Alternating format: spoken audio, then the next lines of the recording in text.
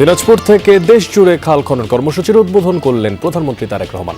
বক্তব্য রাখবেন জনসভায়, বিকেলে সুধী সমাবেশ।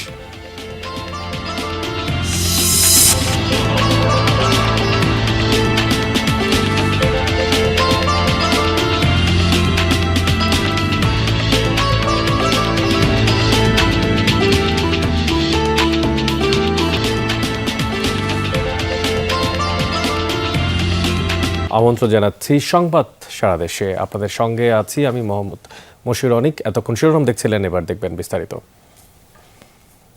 দর্শক, দেশ জুড়ে খাল খনন কর্মসূচির উদ্বোধন করেছেন দিনাজপুরের কাহারোলে। সেখানে পৌঁছেছেন প্রধানমন্ত্রী তারেক রহমান, আর সেখানে আছেন আমাদের সহকর্মী সাইফুদ্দিন রবিন। আমরা সরাসরি চলে যাচ্ছি তার কাছে। রবিন, কখন নাগাদ প্রধানমন্ত্রী পৌঁছেছেন আসলে, আর খাল খনন কর্মসূচি তো শুরু করেছেন যতটা আমরা জানতে পেরেছি, কি দেখছেন সেখানে সরজমিনে?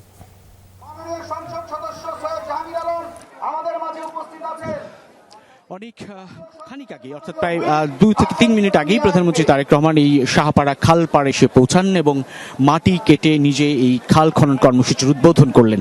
এবং এখন ঠিক এই মুহূর্তটাই তিনি খানিকটা ভুট্টা ক্ষেত পরিদর্শন করছেন। ভুট্টা ক্ষেত অর্থাৎ একেবারে খালের পাড়ে যে ফসলি ক্ষেত, উঁচু খালের ঢালের উঁচু ঢালের উপরে যেই ক্ষেতটি, সেই ক্ষেতের ভেতরে প্রবেশ করে গেছেন প্রধানমন্ত্রী তারেক রহমান। এবং তিনি সেই ক্ষেত পরিদর্শন করবেন, করে এসে আবারও শ্রমিক যারা রয়েছেন এই খাল খনন কর্মসূচিতে, নারী পুরুষ যেসব শ্রমিকরা এই খাল খনন কর্মসূচিতে যুক্ত হয়েছেন, তাদের সঙ্গে কথা বলবেন, তাদের সঙ্গে শুভেচ্ছা বিনিময় করে তারপরেই তিনি সমাবেশ স্থলে বা সমাবেশের মঞ্চে আসন গ্রহণ করবেন। একেবারেই সেই শাহপাড়া খালের উপরেই মূলত এই সমাবেশ মঞ্চ, যেটি কোনো ধরনের নাব্যতা নেই বললেই চলে, কোনো পানি নেই, বা এটি যে একটি খাল সেটি বলাই দুষ্কর। প্রধানমন্ত্রী তারেক রহমান সেই প্রান্তটিকেই আসলে বেছেলেন। এবং দিনাজপুরের এই কাহারোল উপজেলা, এই দিনাজপুর তার নানার বাড়িও অনেকটা, অর্থাৎ সাবেক প্রধানমন্ত্রী বেগম খালেদা জিয়ার এখানেই বেড়ে ওঠা, এখানেই তার শৈশব কাটা, এবং এখানেই প্রধানমন্ত্রী তারেক রহমান প্রায় 21 বছর পর আসলে তিনি আসলেন। আপনারা হয়তোবা দেখতে পাচ্ছেন তিনি একেবারেই মাটির কাছাকাছি, কোনো ধরনের তিনি স্বাভাবিকভাবেই কোনো ফর্মাল পোশাক পরছেন না, টি শার্ট পরিহিত প্রধানমন্ত্রীকে নিশ্চয়ই আপনারা হয়তোবা দেখতে পাচ্ছেন। তিনি এখন খালপাড়, উঁচু খালপাড় থেকে ধীরে ধীরে নেমে আসছেন, যেই খালের যে অংশটুকু আসলে খনন করা হবে সেই জায়গাটায়। এবং এই খালের দুপাশে বলা চলে বিশাল এলাকা জুড়ে সাধারণ মানুষের অংশগ্রহণ, উপস্থিতি, তারা এক নজর প্রধানমন্ত্রীকে দেখার জন্য, যিনি তার বাবা প্রয়াত রাষ্ট্রপতি জিয়াউর রহমানের রেশ ধরে বা হাত ধরে কিংবা তার পথ অনুসরণ করে এই খাল খনন কর্মসূচিতে নতুন করে বাংলাদেশকে এগিয়ে নিয়ে যাওয়ার জন্য নিয়োজিত হলেন।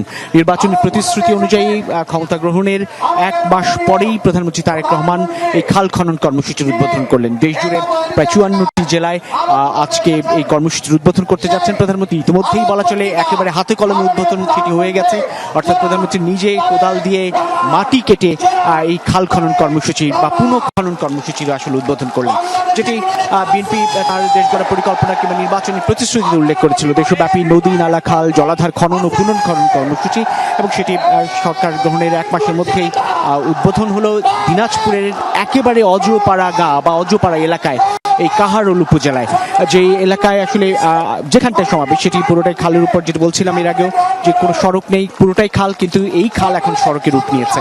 সেই জায়গাটাই আসলে তিনি উদ্বোধন করতে যাচ্ছেন। এখানে আসতেও তাকে মেঠো পথে হেঁটে আসলে আসতে হয়েছে এই সমাবেশস্থলে আসতে।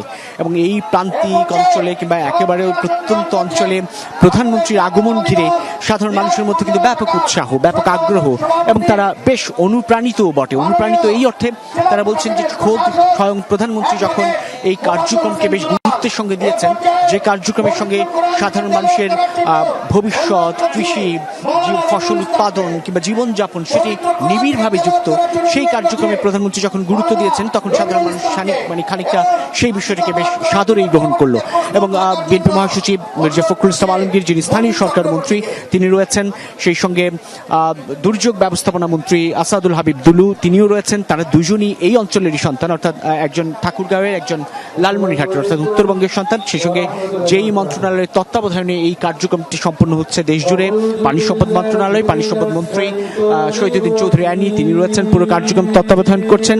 এবং সেই সঙ্গে রয়েছেন সমাজ কল্যাণ মন্ত্রী doctor A J M Zahid Hossain, যিনি এই দিনাজপুরের বিরামপুরের থেকে সংসদীয় আসনে লড়াই করে তিনি এমপি সংসদ সদস্য নির্বাচিত হয়েছেন, তিনিও আছেন। তাদের পুরো কার্যক্রম তত্ত্বাবধানের মধ্য দিয়ে এই ঐতিহাসিক ক্ষণ বলা চলে, ঐতিহাসিক ক্ষণ এই অর্থে যে 1977 সালে তারেক রহমান যিনি প্রধানমন্ত্রী আজকের, তার প্রয়াত বাবা তিনি প্রয়াত রাষ্ট্রপতি জিয়াউর রহমান তিনি যখন রাষ্ট্রপতি ছিলেন সেই সময়ে তিনি এই খাল খনন কর্মসূচির সূচনা করেছিলেন বাংলাদেশে। সেই কর্মসূচি এখন এই মুহূর্তটায় আসলে এই সমাবেশস্থলে কোরআন তেলাওয়াত চলছে, আমরা একটু শুনি।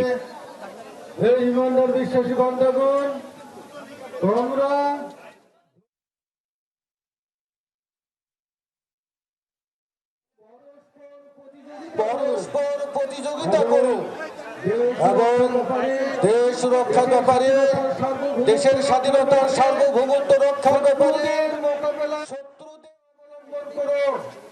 ওয়াত্তাকুল্লাহ, তোমরা আল্লাহকে ভয় করতে থাকো। লাআল্লাকুম তুফলিহুন, তোমরা পারবে। সূরা আলী ইমরান 200 নম্বর আয়াত, আল কোরআন। আসসালামু আলাইকুম ওয়া রাহমাতুল্লাহি ওয়া বারাকাতুহু।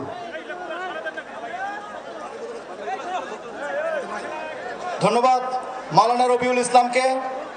এ পর্যায়ে গীতা পাঠ করার জন্য অনুরোধ করছি।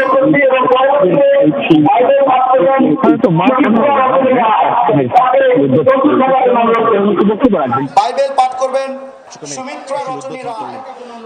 প্রস্তুত থাকার জন্য অনুরোধ করছি। নিশ্চয়ই এই অঞ্চলের মানুষের জন্য এই কার্যক্রম কতটা প্রভাব ফেলবে, ভাবে এটি ভূমিকা রাখবে সেই বিষয়ে নিশ্চয়ই তার বক্তব্যে উঠে আসবে। এখন আসলে পবিত্র গীতা থেকে গীতা পাঠ হচ্ছে, আমরা সেই গীতা পাঠটাও একটু শুনে আসি।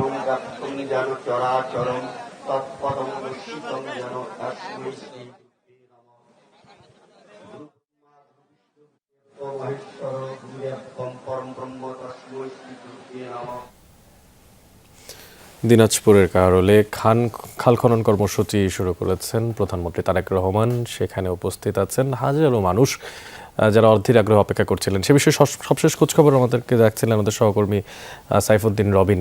দেশজুড়ে খাল খনন কর্মসূচির অংশ হিসেবে নওগাঁতেও এই কার্যক্রম উদ্বোধন করা হয়েছে। আর এই বিষয়ে আরও তথ্যপাত জানানোর জন্য আমাদের সঙ্গে সহকর্মী শফিক ছোট যুক্ত হয়ে আছেন।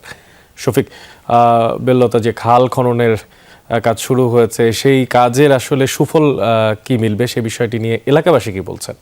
আমি এই মুহূর্তে দাঁড়িয়ে আছি নিয়ামতপুর উপজেলার শ্রীমন্তপুর এলাকা। এক পাশে সাপাহার পোরশা, অন্য পাশে রাজশাহীর বাগমারা এবং অন্যান্য বেশ কয়েকটি উপজেলা রয়েছে। বিশাল এক মাঠ, এই মাঠের মাঝখানে অন্তত 25 থেকে 30টি ছোট ছোট খাল রয়েছে। আজকে বেল্লতা খালের যে পুনর্খননের উদ্বোধন করলেন ভূমিমন্ত্রী মিজানুর রহমান মিনু, সেই খাল ছাড়াও আরও বেশ কিছু খাল রয়েছে। মিজানুর রহমান মিনু তার বক্তব্যে যেমন বলেছেন, প্রত্যেকটি খাল খনন করা হবে এবং এই খালগুলো খনন করলে কি ধরনের উপকার আসবে এই অঞ্চলের মানুষের, সেটি নিয়ে একজন কৃষকের সঙ্গে কথা বলবো। জসিমউদ্দিন, আপনি যদি একটু বলেন যে এই খালগুলো খনন কতদিন ধরে হয়নি? এই খাল খনন আমার বয়সে আমি দেখিনি, কোন সময় ছিল আমরা জানি না, কিন্তু এখন দেখো যে মুজিয়া যাচ্ছে আস্তে আস্তে। আমরা যেখানে দাঁড়িয়ে আছি 3টা মাঠের মাঝখানে, এই 3 মাঠের পানি যদি বাড়ানোর ব্যবস্থা থাকেই তাহলে মাঠগুলো আবাদগুলো আমরা ভালো পাবো। আগে কি নষ্ট হয়েছে? আবাদ ওই বৃষ্টির পানিতে নষ্ট হয়ে যায়, পানি বাড়ানোর কোনো পথ থাকে না। খরা মৌসুমে আবার পানি থাকে না, ওইটা মরে যায় পানি ব্যাপারে। খাল খনন হলে পানিও পাবো, পানিটা বাড়ায় যাবে, আমার আবাদগুলো সুস্থ হবে।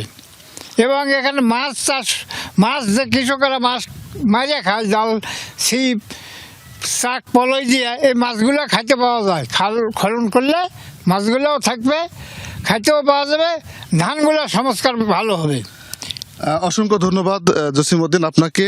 অনেক শুনছিলেন যে আসলে এই অঞ্চলের যে খালগুলো রয়েছে সেগুলো মূলত ইন্ডিয়া থেকে, অর্থাৎ পার্শ্ববর্তী ভারত থেকে যে পানি আসে বিভিন্ন নদী হয়ে, খাল হয়ে এবং বিল হয়ে, সেটি কিন্তু এদিক দিয়ে প্রবাহিত হয় এবং শেষ পর্যন্ত রাজশাহীতে পদ্মায় গিয়ে কিন্তু মিলিত হয়। এই খালগুলো সংস্কারের ফলে একদিকে যেমন ফসলের উৎপাদন বাড়বে, তারপরে মাছের উৎপাদন বাড়বে, আবার এই অঞ্চলের মানুষের যে ফসলগুলো নষ্ট হয়ে যেত বর্ষা মৌসুমে, সেই নষ্ট হওয়ার হাত থেকে রক্ষা পাবে, একই সাথে ফসল চাষাবাদের জন্য যে সেচের দরকার হয় সেই সেচের পানি, ভূগর্ভস্থ পানি না তুলে এই খালগুলো থেকে এবং বিলগুলো থেকে পানি উত্তোলন করে ফসল চাষাবাদ হবে। সব মিলিয়ে আসলে এই খালগুলো পুনর্খননের দীর্ঘদিনের দাবি ছিল এই অঞ্চলের মানুষের।